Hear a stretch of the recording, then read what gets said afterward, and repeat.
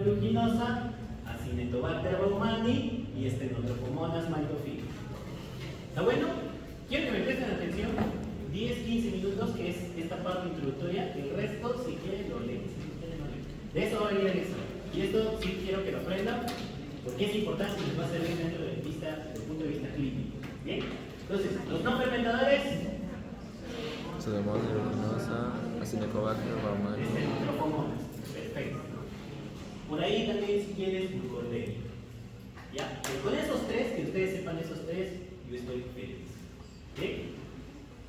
Estas bacterias que son no fermentadoras se caracterizan por algo. Causan infecciones asociadas a los cuidados sanitarios y tienen un fenotipo de resistencia un poco más amplio. ¿Bien? Por lo general, Pseudomonas y Acinetobacter van a ser resistentes a las aminopenicilinas, a las cefalosporinas de primera, de segunda y de tercera generación. Con una excepción. ¿Cuál es esa excepción? Ceftazidima. ¿Ya? Es la única cefalosporina de tercera generación que tiene acción sobre Pseudomonas y Acinetobacter. Hasta ahí está claro. Todo eso que estoy escribiendo, mi hermano. Pero yo sé que ustedes también están trabajando. ¿Bien? ¿Quedó claro? Lo vuelvo a repetir. ¿Bien? Pseudomonas y Acinetobacter son resistentes a las aminopenicilinas, cefalosporinas de primera, de segunda y de tercera generación. Naturalmente, ¿ya? Por ejemplo, una E. coli naturalmente es sensible a la amoxicilina, es sensible a la cefalexina, a la cefalexina, a la ceftriaxona. Esa es su forma natural. Naturalmente son así. Que puedan adquirir mecanismos de resistencia y se vuelvan resistentes a los antibióticos es otra cosa. Pero las pseudomonas, desde que nace, ya es resistente a tu amoxicilina, ácido cleurálico, a tu cefalexina, a tu cefalexina, a tu ceftriaxona, a tu ceftriaxona. Bien, entonces yo no puedo usar estos antibióticos para estas bacterias no fermentadoras. Bien, por eso que cuando hay una infección intrahospitalaria, tu tratamiento no es ceftriaxona, tu tratamiento no es ampicilina sulfurada. ¿No? ¿Se dan cuenta? ¿Por qué? Porque estamos cubriendo a los no fermentadores. Y por eso tenemos que usar de ceftazidima para arriba. ¿Qué tenemos arriba de ceftazidima? Cefalosporinas de cuarta generación. ¿Cuáles? ¿Cuál? Cefepima. Cefepima. Perfecto. Bien. ¿Qué más tenemos arriba? Piperacilina tazobactam, ¿no? Que es una ureidopenicilina con un inhibidor de beta-glutamasa, pipetazo. ¿Qué más tenemos arriba? Carbapenémicos. Bien. Pero en los carbapenémicos hay que tener una salvedad. Doctora, ¿tienes plumón de pizarra? ¿No? Ah, estás como ya. ¿Está bien? Entonces, ¿cuáles son los carbapenémicos que ustedes conocen? Imipenem, meropenem. Tenemos el tapenem, imipenem, meropenem. Eso es lo que usamos en clínica. También hay dolipenem, anipenem, rasupenem, etc. Pero lo que a mí me interesa es que ustedes conozcan erda, imi, mero. ¿A dónde? ¿Aquí? ¿Sí? ¿Me puedes dar allá? Porque me abrieron. Ya, ¿hasta ahí está bien? ¿Cuál es la diferencia entre ellos? Entre el tapenem, imipenem y meropenem. ¿Qué se distingue? Que el ertapenem no cubre a los no fermentadores, no los cubre. El ertapenem es solo para enterobacterias, o sea, es para tu E. coli, tu Klebsiella, tu proteo, pero no tiene actividad sobre pseudomonas ni acinetobacter. ¿Está bueno? ¿Claro? Entonces, si yo quiero usar un carbapenémico, tengo que usar los carbapenémicos mayores. Es imipenem, meropenem o dolipenem. ¿Bien? Carbapenémico menor no cubre no fermentadores. Por eso, si yo tengo una infección intrahospitalaria, no voy a usar ertapenem de manera empírica, ¿no? Porque de manera empírica mi antibiotiterapia, si yo tengo una infección urinaria intrahospitalaria, una neumonía intrahospitalaria, una infección de sitio quirúrgico intrahospitalaria o una meningitis postquirúrgica intrahospitalaria, yo tengo que dirigir mi cobertura sobre los no fermentadores, es decir, Pseudomonas acinetobacter. ¿Bien? Además de Staphylococcus aureus en general, dependiendo de tu epidemiología, pero siempre va a ir dirigido a eso. ¿Está bien? Entonces hasta ahí tenemos opciones terapéuticas: ceftazidima, cefepime, pipetazo, imipenem, meropenem. ¿Está bueno?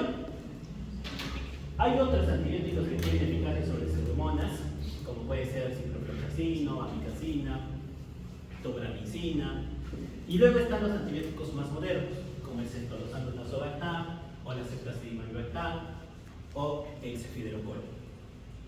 Hasta ahí. ¿Claro? ¿Sí? Más o menos. Creo que van a traer un plumón. Lo voy a escribir para que lo tengan más en cuenta. ¿Cómo diagnostico Pseudomonas?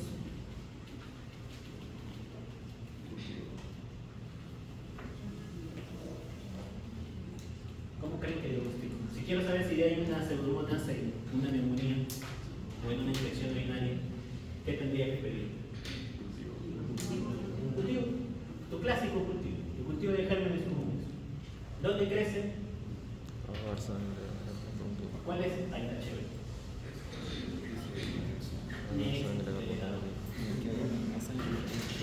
Nunca creo que la entiendo.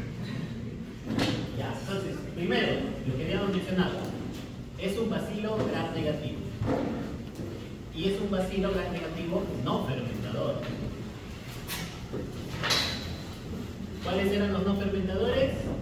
Pseudomonas, Acinetobacter y Stenotrophmonas. Por ahí quizás por qué. Pero estos tres, y principalmente estos dos, es lo que ustedes deben de conocer como médicos. Muy bien, entonces, Pseudomonas acinetobacter. Primero, ¿dónde los vemos? Su epidemiología.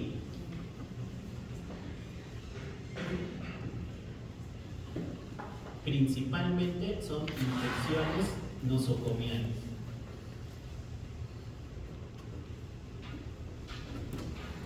¿Qué infecciones nosocomiales conocen?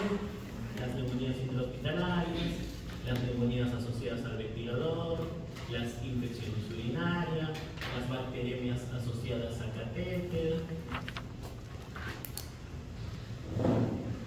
catéter venoso central, las infecciones neurológicas postquirúrgicas,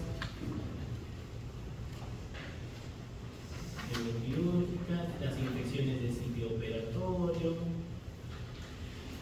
infecciones de piel y partes blandas. Todo eso te puede dar Pseudomonas. Puede causar infecciones ambulatorias.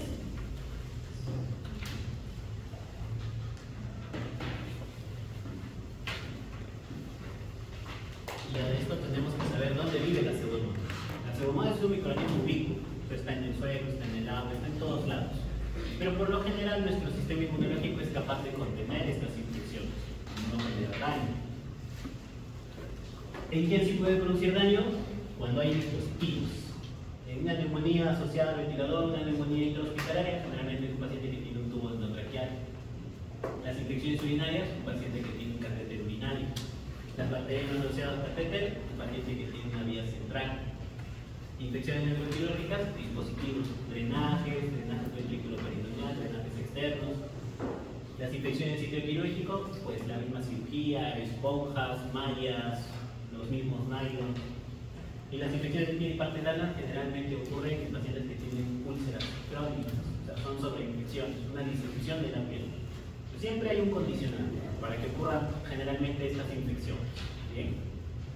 Pero puede aparecer en pacientes ambulatorios que no tengan estas condiciones. Generalmente, ¿quiénes son la población de riesgo de Pseudomonas?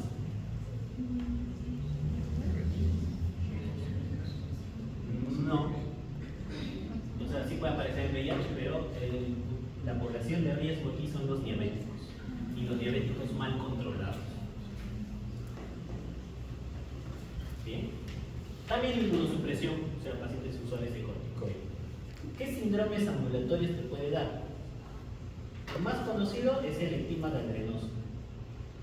¿Alguien sabe qué es el ectima? Gangrenoso. ¿Alguien sabe qué es el ectima?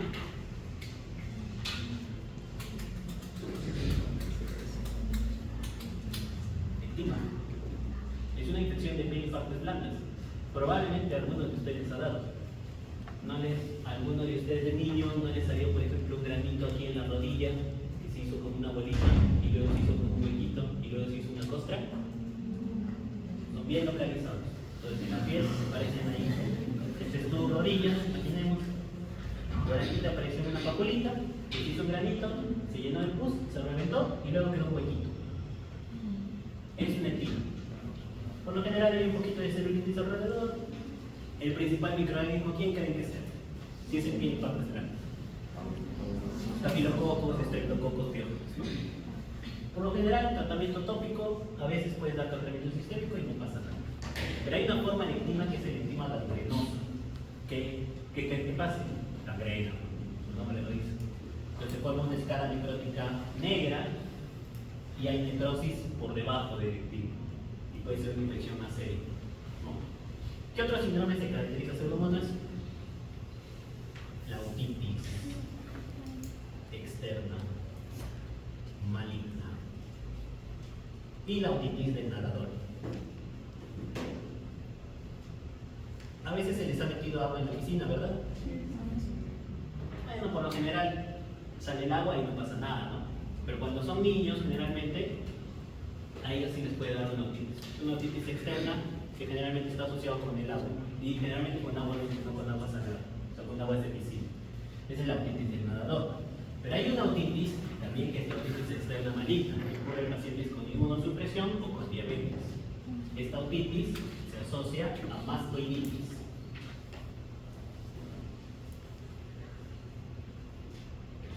¿Qué es la mastoiditis? Inflamación del mastoide. Se inflama, se produce una osteomielitis del hueso mastoideo y pueden ocurrir abscesos en esta zona, abscesos cerebrales muy severos. ¿Qué más es característico de Pseudomonas? Por ahí hay una forma de sinusitis por Pseudomonas que a veces te puede confundir. Pseudomonas que a veces también te puede confundir con muco o aspergillus.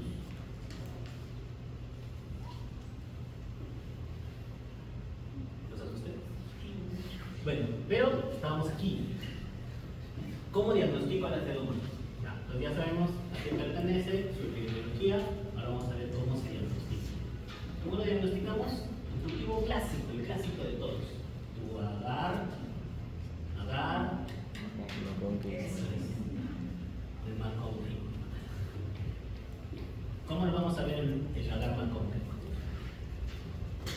El agar McConkie se caracteriza por tener un alto contenido en sal, ¿no? Entonces, la mayoría de cocos gram positivos, la sal los mata.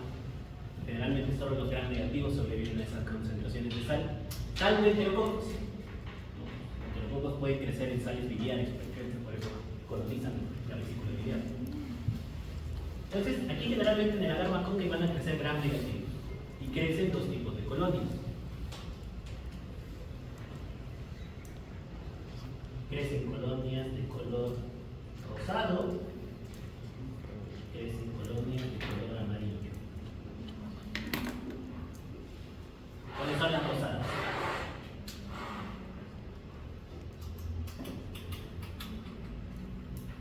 Las rosadas son las no fermentadoras o las fermentadoras. Las rosadas son las fermentadoras. O sea, el coli, Proteus, del cielo, todas ellas, las más comunes. Y las que son no fermentadoras, o sea, no necesitan la lactosa para sobrevivir. Pueden usar sustratos de otras cosas para poder subsistir. Y por eso ellas crecen de un color amarillo o un color ámbar, o sea, sin color. De agar McConkie, crecimiento de colonias de color amarillo, tú dices, estoy ante un no fermentador. Y si está con ceftriaxona, ¿qué vas a hacer? Te vas a tener que cambiar el chile. Para eso es importante. ¿En cuánto tiempo crece las pseudomonas? En una placa de agar. ¿Qué dicen? ¿Cuánto creen? Desde las 6 horas hasta las 20 horas. O sea, crecen rápido. Entonces, en tu placa de agar, tú lo dejas incubando a temperatura ambiente, 37 grados, un minuto de estufa, y vas a observar crecimiento de colonias en 6 a 20 horas. O sea, al día tú ya tienes que tener un crecimiento en tu placa. Por eso, cuando yo hago un urocultivo, si es que no hay crecimiento en 24 horas, este cultivo es declarado negativo. Máximo le damos de espacio 48 horas. Si en 48 horas no creció nada en tu placa de agar, ese cultivo va a ser negativo. Ya sea de esputo, ya sea cardones, de piel de parvoglande, orina, e incluso de líquido cefalorraquídeo. Para pseudomonas les sale, porque hay algunos microorganismos que pueden crecer más lento, como las micobacterias, como los hongos. Pero pseudomonas va a crecer rápido. Entonces, si yo tomo un hemocultivo, una orina, tomo una orina, voy al día siguiente a microbiología, le digo, ¿está creciendo algo? Sí, doctor, está creciendo algo en el agar malconque. ¿Y qué está creciendo? Están creciendo colonias de color amarillo. Pues tú ya sabes que es un no fermentado. Y de acuerdo a eso, tú ya puedes dirigir tu terapia. Porque muchas veces en el ambiente hospitalario, la terapia suele ser ceftriaxona. ¿Qué hemos dicho de la ceftriaxona? Que no tiene actividad sobre los no fermentadores. Entonces, cada hora de retraso en el antibiótico correcto aumenta la mortalidad en sus pacientes. Y si fuese tu hermano o tu mamá, tú vas a querer que le den el antibiótico correcto. Y lo mismo tienen que querer para sus pacientes. ¿Lo puedo borrar? Entonces, ¿me voy allá? Sí. Debajo del texto. Entonces, eso es epidemiología y diagnóstico. ¿Está bueno? Ahora vamos a tratamiento.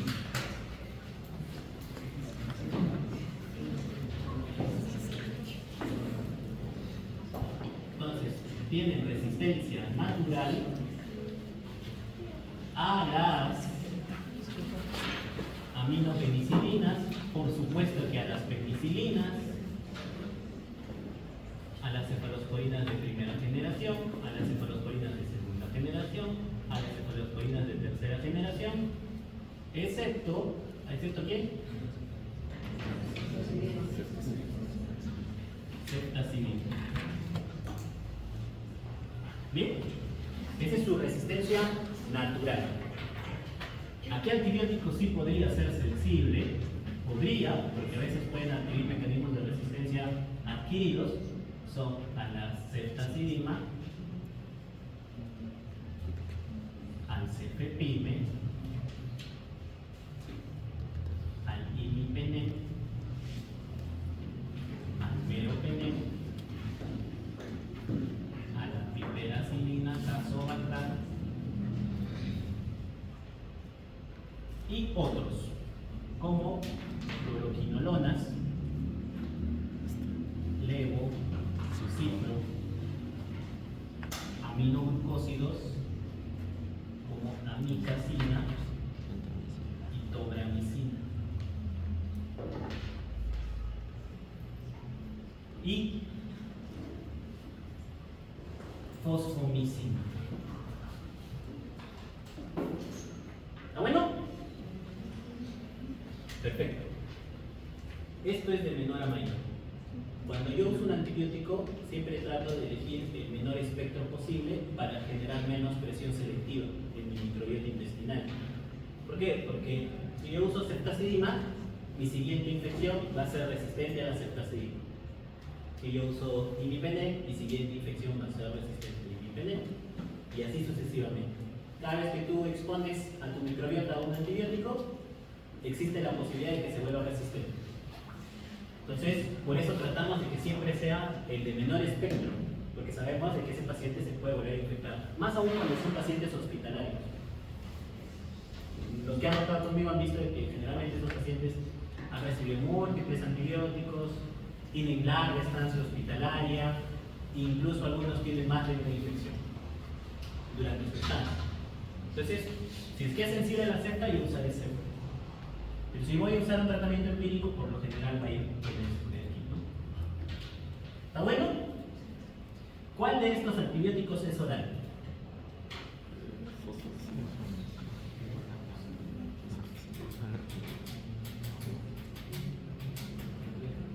Ciprofloxacino y levofloxacino. Son los únicos orales que puedes usar para pseudomonas. Y fosfomicina, que solo sirve para vía urinaria, la forma oral. ¿Bien? Entonces, son tus únicas opciones orales. Luego el resto son endovenosas. Y eso es lo difícil de tratar pseudomonas. Lo otro difícil es de que adquieran resistencia rápidamente. O sea, va a ser bien raro que ustedes vean una pseudomona que es sensible a todo esto. Generalmente ustedes van a ver pseudomonas que son conocidas como un fenotipo que se llama difícil de tratar. No me pregunten por qué SR, pero ese es por sus siglas en inglés. Bien, las pseudomonas difíciles de tratar son resistentes a los cefalosporinas, al pipetazo, al imipenem, meropenem y a la fluoroquinolonas. Entonces solo generalmente te queda de opción los aminoglucósidos que van mal en casi todos los focos infecciosos. ¿Ya? En casi todos los focos infecciosos la monoterapia con aminoglucósidos va mal. ¿Ya? Y eso lo van a ver en la práctica clínica. Va a haber muchos casos que son sensibles y a pesar de que es sensible tú le das el antibiótico y el paciente fracasa. O sea, no son buenos antibióticos. Para pseudomonas menos. Antes la gentamicina era considerada sensible a las pseudomonas, el año pasado ya lo sacaron. No funciona la genta para pseudomonas. Y la mica prácticamente solo funciona para foco pulmonar. La tobra también. Y foco pulmonar, foco urinario. ¿Está bueno? Muy bien. ¿Cuál es el tratamiento de elección de la pseudomona difícil de tratar? Ya dije que no voy a poder usar aminoglucósidos, fosfomicina solo me va a servir de marina. Entonces, ¿qué tengo que usar? Ceftolozano, tazobactam.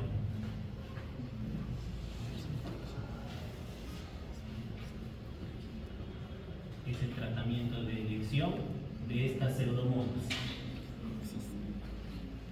Ahora, ¿cómo las bacterias se vuelven resistentes a los antibióticos? ¿Cómo las bacterias se vuelven resistentes a estas cefalosporinas o a los carbapenémicos? ¿Cómo es? ¿Qué creen que pase en la bacteria para que se vuelva resistente? Recuerdan que las bacterias gram negativas, alguien que me avise cuando sean ya 1:50.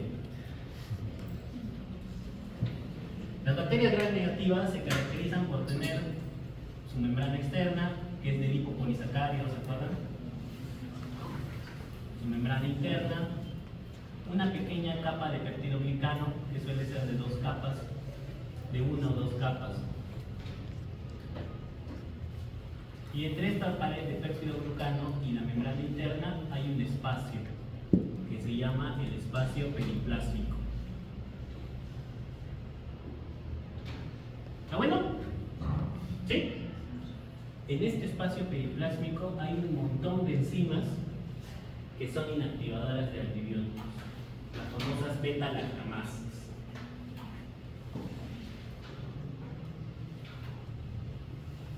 ¿Han escuchado el término BLES? ¿Las BLES? ¿Qué son las BLES? Beta-lactamasas de espectro extendido. ¿A qué te vuelve resistente las BLES? A las penicilinas, aminopenicilinas, cefalosporinas de primera, de segunda, de tercera y muchas veces hasta las cefalosporinas de cuarta generación. O sea, una BLE te anula esto y la mayoría de ellas también a esto. ¿Qué te queda? Desde aquí para abajo. O sea, cipretazio, imipenem, meropenem, huertapenem, si es que es huertapenem. ¿Bien? Hay otra enzima, beta-lactamasa. Estas son las BLES. Hay otra beta-lactamasa que se llama las carbapenemasas. ¿Han escuchado las carbapenemasas? Las KPCs. ¿A qué te vuelve resistente esto? A todo esto de la BLE, a tu pipetazo, a tu imipenem y a tu meropenem. Entonces, generalmente fluoroquinol es lo primero que hacen resistencia, aminoglucósidos no funcionan, fosfomicinas son los que sirven ITU, y en ITU baja, o sea, en cistitis nada más. ¿Qué le vas a dar? No tienes más. No tenemos muchas opciones para esto. ¿Qué tenemos en el ambiente hospitalario? Que hay que añadir por aquí colistina. Pero es tóxico, es nefrotóxico, es neurotóxico. Cuando hacen estudios comparativos no tiene buena eficacia terapéutica.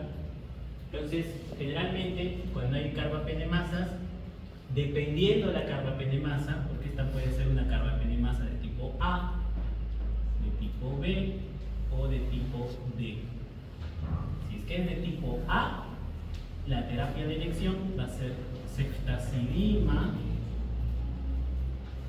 avibactam. ¿Bueno? ¿Nos María? Eso va a venir en su examen. La clase B, generalmente estas carbapenemasas de clase B son conocidas como metalo-beta-lactamasas. No se ve. Las metalo-beta-lactamasas. ¿En qué se diferencian del resto? Es que suelen ser sensibles al astreonam. ¿Se acuerdan del astreonam? ¿Alguien sabe qué es el astreonam? Monobactam. Pero es un quelante de metal, por eso se llama metalo-beta-lactamasas. Entonces, generalmente, todas las metalos suelen ser sensibles al astreonam. Y es por eso que su terapia de elección es astreonam con avibactam. ¿Qué es el avibactam? Es un inhibidor de beta-lactamasas. ¿Se acuerdan del sulbactam? El clavulanato, el sulbactam, el tazobactam, el avibactam son inhibidores de beta-lactamasas. El sulbactam es el de menor actividad. El clavulanato es 4 veces más activo que el sulbactam. El tazobactam es 4 veces más activo que el clavulanato. Y el avibactam es 4 veces más activo que el tazobactam. ¿Bien? Entonces, de menor a mayor potencia, el avibactam es el más potente. Por eso lo usamos para las carbapenemasas de tipo A y para las carbapenemasas de tipo D. Y en las carbapenemasas de tipo B, las metalos, astreonam avibactam. ¿Está bueno? ¿Quién cubre las tres? Un antibiótico que se llama cefiderocol. No hay en el Perú. Cubre las tres, pero tiene más mortalidad. Así que cubre las tres. ¿Qué hora son?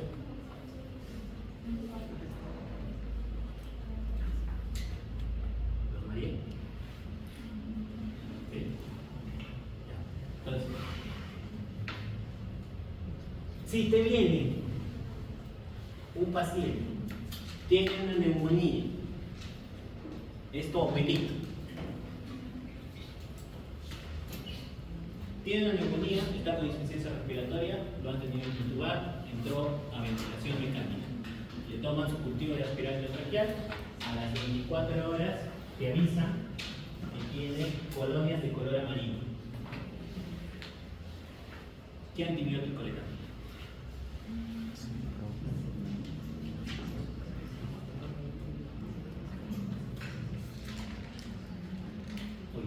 Media hora me he pasado. Tendríamos que darle alguno de estos. ¿Bien? Pero, si yo le doy ceftazidima o le doy cefepime, ¿qué podría pasar? Si es que es BLE, va a ser resistente.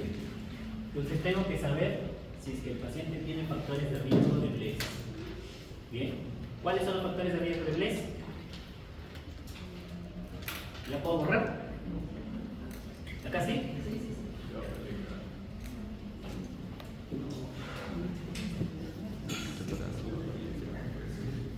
Ya, esto lo van a ver siempre, ¿eh? No crean que es algo alejado de la realidad. Todos los días llegan pacientes así. está automático.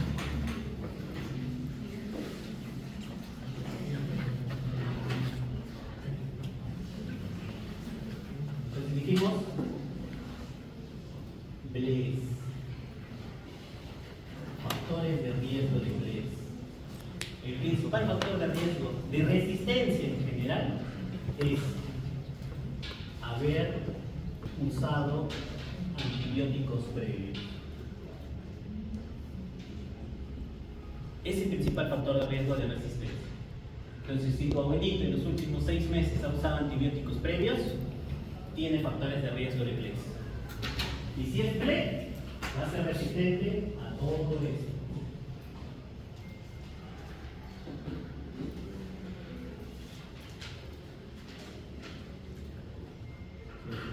Todo eso que debe resistir. ¿Cuál es la terapia de elección de los Blaise? Los carbapenémicos. ¿Bien? Puede ser sensible al nitratazo, pero si es que tiene factores de riesgo de Blaise, probablemente vas a tener que usar un antibiótico carbapenémico. Bien, entonces, ¿qué antibiótico tendríamos que darle? Imipenem o meropenem. ¿Meropenem es mejor que ini o imipenem es mejor que mero? Mero.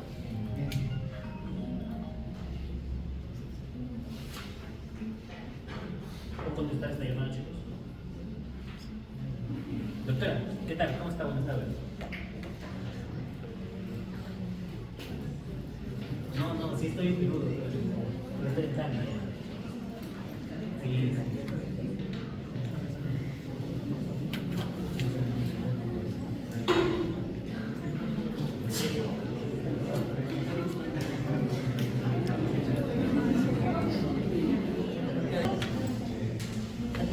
El imipenem tiene un problema, y este problema es que puede ser neurotóxico. Hasta el 10% de los usuarios de imipenem pueden presentar convulsiones. Y esto generalmente aparece en pacientes que tienen algún problema neurológico, ya sea secuelas del DBC o pacientes con demencias. Ellos son los de mayor riesgo. Mientras más anciano, mientras más insuficiencia renal tenga, más riesgo de convulsiones. El meropenem también tiene riesgo de convulsiones, pero un poco menos. De todos los carbapenémicos, el más que se relaciona con convulsiones es imipenem, luego ertapenem y luego meropenem.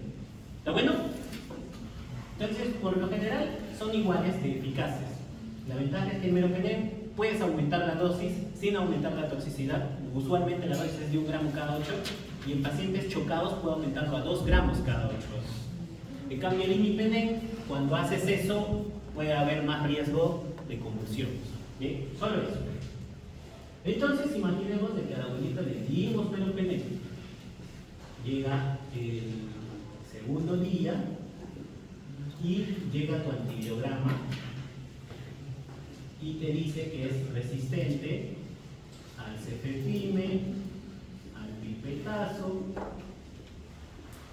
al imipenem, al meropenem y al ciprofloxacin. Es sensible a la amicacina. Nada más. ¿Qué le das a tu abuelito? ¿Qué le damos?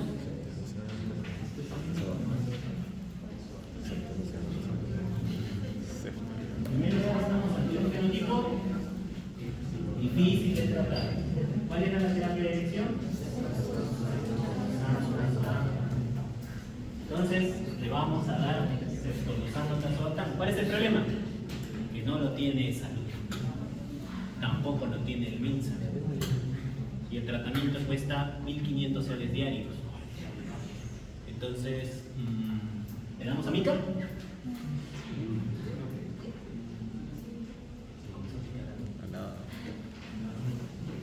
¿Qué hacemos? Es como que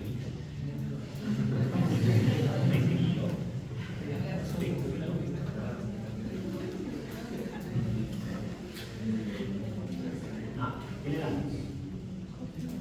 Entonces, imaginemos que tenemos dinero y que los queremos a nuestros abuelitos. Le damos el centolosano tazobactam. Le damos. Pero luego llega el antibiograma ampliado y te dice que es resistente al ceftolosano tazobactam, que es resistente a la ceftalibactam y que es sensible al astrionam y que es resistente a la ahí está ahí. ¿Qué usemos?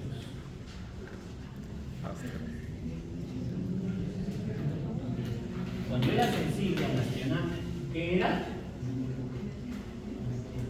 Era una carbapenemasa de tipo metalobetalartamasa, que son las más frecuentes en pseudomonas, las metalobetalartamasas. Ahí tenemos Megaderi, INVIN, cualquiera de ellas. Son las más frecuentes en el Perú en realidad. Y este es el fenotipo que más vas a encontrar en una unidad de cuidados intensivos. Entonces, aquí hay pocas opciones realmente, muy pocas opciones. La guía INSA te dice que aquí el mejor tratamiento es el Fideocol, pero no hay en el Perú. Entonces tenemos que ingeniarnos nosotros.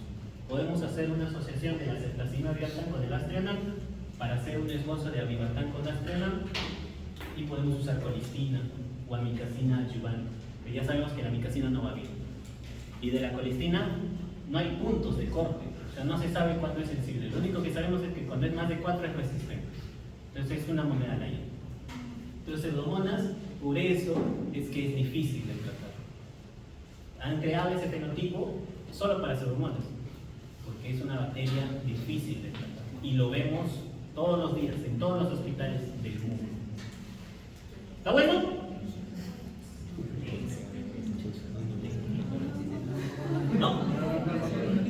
Pero quiero ir ahora a Acinetobacter. Acinetobacter tiene la misma epidemiología que habíamos dicho. El mismo método diagnóstico, crece igual en el mismo periodo de tiempo. Causa los mismos síndromes clínicos. Lo único que va a cambiar un poquito es su terapéutica. Acinetobacter es resistente también a la penicilina, a las aminopenicilinas, a las cefalotoninas de primera, de segunda y de tercera generación, con excepción de la ceftazidima. Va a ser sensible a la ceftazidima, al cefepime, al pipetazo, al imipenem, al meropenem, a las proteínas, a algunas aminoglucósidos. No es sensible a la fosfomicina. Fosfomicina solamente va a servir en pseudomonas.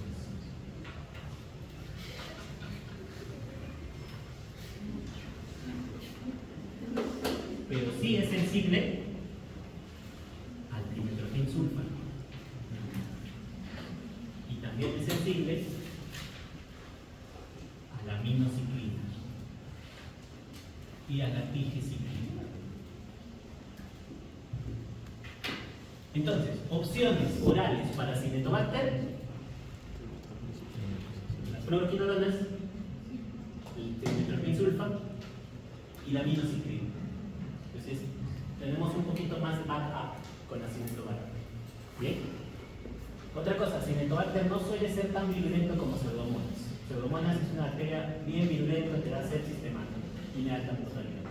Acinetobacter también te mata, pero un poquito menos. ¿Bien? ¿Qué es la tigeciclina? Alguien iluminado, la esperanza del Perú, que me responda. ¿Qué es la tigeciclina?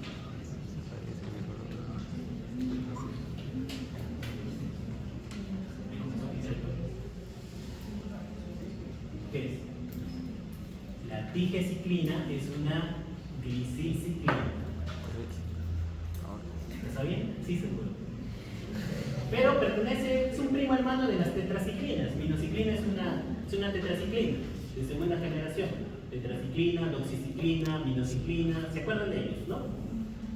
¿Cuál es su mecanismo de acción? Inhiben la subunidad ribosomal 30S. Entonces, minociclina y tigeciclina tienen el mismo mecanismo de acción. ¿Bien? Vamos allá con tu abuelito.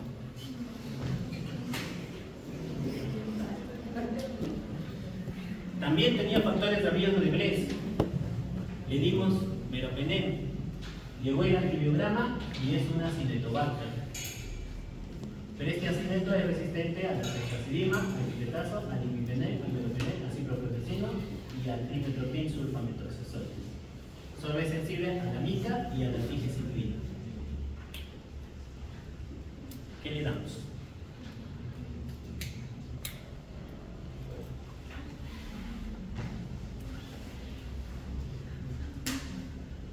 ¿Qué le damos? Podríamos usar tigeciclina. ¿Ya? ¿Cuál es el problema de tigeciclina? Que necesita que sea asociado con un aumento en la mortalidad. Tiene un FDA warning que dice que se asocia con más riesgo de muerte comparado a sus comparados.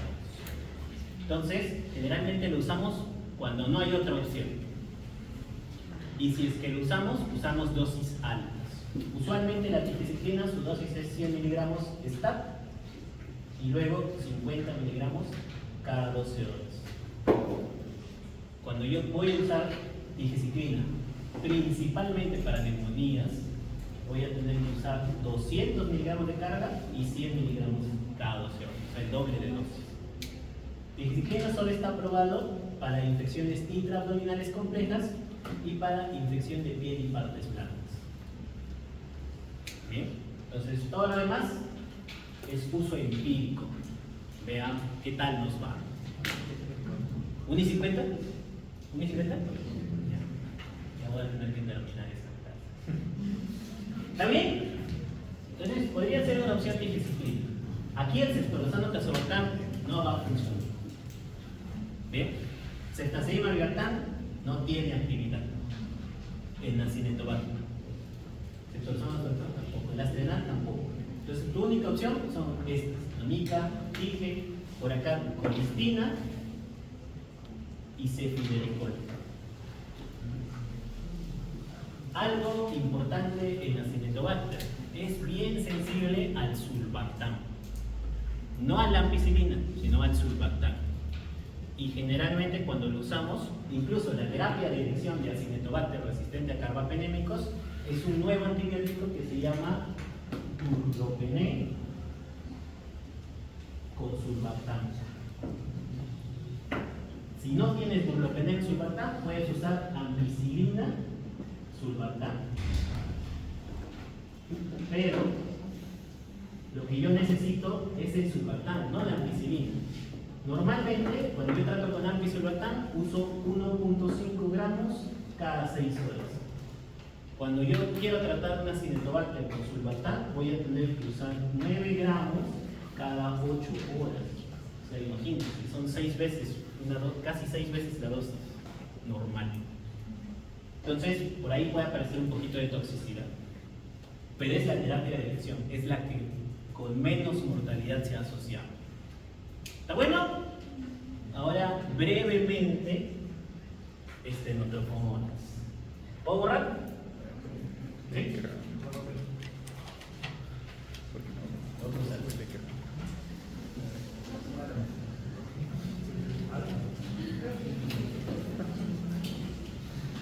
Sulbactam. ¿Qué digo? Estenotropomonas maltophilia. Estenotropomonas maltophilia es resistente a las penicilinas, a las aminopenicilinas. Estoy diciendo naturalmente, ¿ya? Naturalmente es resistente a penicilinas, aminopenicilinas, cefalosporinas de primera, cefalosporinas de segunda, cefalosporinas de tercera, a la ceftazidima, al cefepime, al pipetazo, al imipené, al meropené, a los aminoglucósidos y al ceftriaxona tazobactam. Y también a la astrenal. ¿Qué te queda? Solo te quedan fluoroquinolonas, trimetropinsulfa y minocycline. Solo a eso es sensible. Es naturalmente resistente a los carbapenémicos y a todos los betalactámicos. Tiene una metalo-betalactamasa cromosómica. O sea, ellos nacen ya con su metalo-betalactamasa. Y por eso son resistentes a todos los betalactámicos. Terapia de elección. Generalmente es terapia combinada. O sea, tienes que usar 2 antibióticos. Entonces, tu abuelito.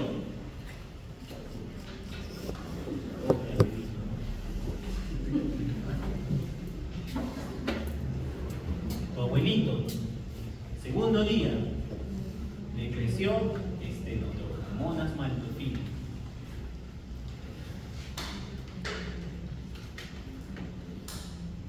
El cultivo es resistente a todo esto. muestra es resistente a la tiempo, es resistente al ceftriaxona, a la tetraxina, a la aspirina, al colestino nunca lo dosan y también al cefidorocol tampoco lo dosan. ¿Qué le digo? Es muy difícil de tratar. Entonces, como les había dicho, en el caso de estenotrofomonas, solo tienes tres opciones: trimetoprim sulfa, que es la terapia de elección, dosis altas, usualmente siempre usamos 160 sobre 800 miligramos 2 veces al día. Para estenotrofomonas vamos a usar 2 tabletas cada 8 horas, o sea, 3 veces más la dosis usual, 6 veces más. ¿Sí? No, 4 veces más, no sé. Bien, levofloxacino y minocycline. Solo tienes eso. Y es un problema, ¿por qué? Porque en el hospital el trimetoprim sulfa se acaba al toque, no tenemos levofloxacino endovenoso, no tenemos minocyclina ni oral ni endovenoso. Entonces, cuando hay estenotrofomonas, pues las opciones terapéuticas son muy limitadas. Si es sensible a la sulfa, le meto sulfa y le doy cipro o levo. Si es que es resistente a la sulfa, está fregado. Probablemente voy a tener que usar levofloxacino con digiciclina. La minociclina, prácticamente lo mismo que la digiciclina. Y la digiciclina es el endovenoso. Bien. Y si es resistente al trimetoprim sulfa y al levo, que sucede a menudo, pues probablemente voy a tener que usar colestino y digiciclina. ¿Está bueno? Si ustedes aprenden eso, ya son casi infectólogos. ¿Ya? Pero esto sucede ahora. Ahora sucede. O sea, los que han notado conmigo han visto estas bacterias, que sale el antibiograma RRR, ¿no? Y así, eso está pasando ahora. Y cuando ustedes sean médicos, va a ser peor. Va a ser peor. O sea, ya, ustedes, esto ya no va a haber ya cetacina sensible. Entonces, el panorama no es bueno. Y los antibióticos que están emergiendo cada vez son menos ineficaces. O sea, ya hay resistencia al ceftriaxona, hay resistencia a la ceftriaxona, el cefidorocol no hay en el Perú, pero tiene más mortalidad que estos dos. Entonces, como les digo, el panorama no es bueno. Se estima que la resistencia a los antibióticos va a ser la principal causa de muerte en el futuro. En la actualidad es el cáncer y las enfermedades cardiovasculares. Pero en el futuro van a haber 10 millones de muertes anuales por resistencia a antibióticos. O sea, va a ser de peor pronóstico tener una neumonía que tener un cáncer. A eso vamos a llegar. Y ustedes tienen que saber usar antibióticos. Más que nosotros. Cuando yo era estudiante, yo todavía la ceftriaxona era lo máximo. Ceftriaxona ya es antibiótico mucho, buen antibiótico. Ahora tú sabes de que da ceftriaxona y el 60% van a ser resistentes. Muy bien. No sé mis diapositivas. ¿Preguntas?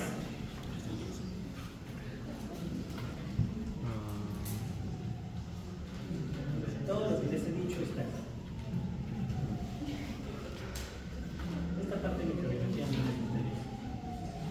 interesa. Pseudomonas también es una causa muy importante de infecciones en pacientes quemados.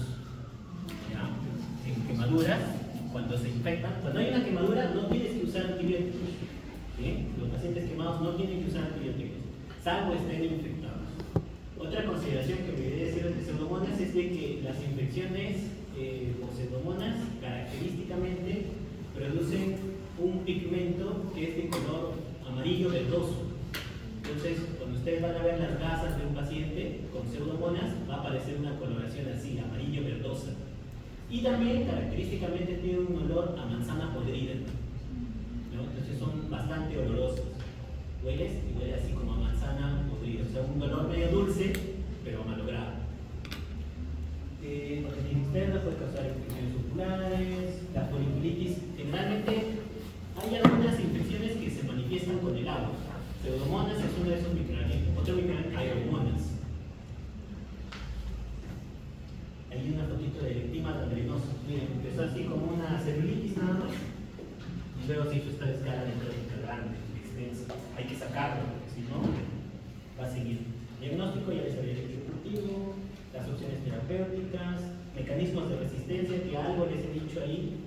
Hay más mecanismos en pseudomonas, pero esos son los principales. En el caso de estenotropomonas, lo que les había dicho, el tratamiento timoronas plasmodium, producen todos los mismos síndromes, neumonías, bacteriemias, infecciones quirúrgico, sus mecanismos de resistencia naturales de las estenotropomonas y las opciones terapéuticas que les había mencionado. Generalmente usamos 2 antibióticos para hacerlo, para estenotropomonas. En el caso de la Acinetobacter, que se utiliza por aquí, son varios tipos de Acinetobacter, pero el más frecuente es el Baumani, el calcoacéticos y el neumoníticos.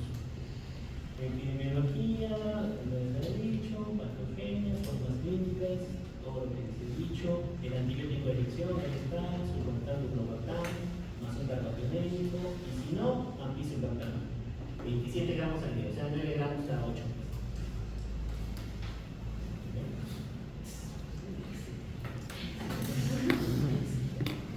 Muy bien. Gracias, chicos.